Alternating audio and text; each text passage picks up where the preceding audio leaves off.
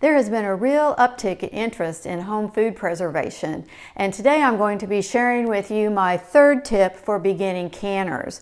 Hi, my name is Kathy Love with the University of Arkansas System Division of Agriculture Cooperative Extension Service.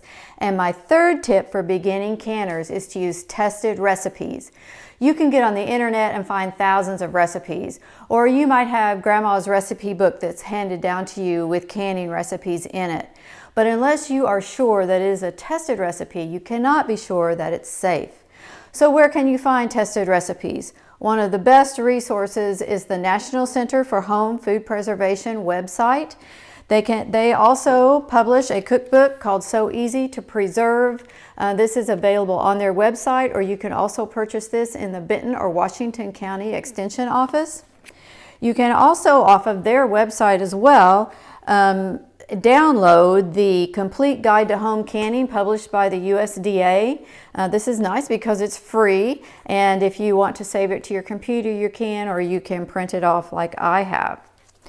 Once you have found a tested recipe, it's really important that you follow it exactly.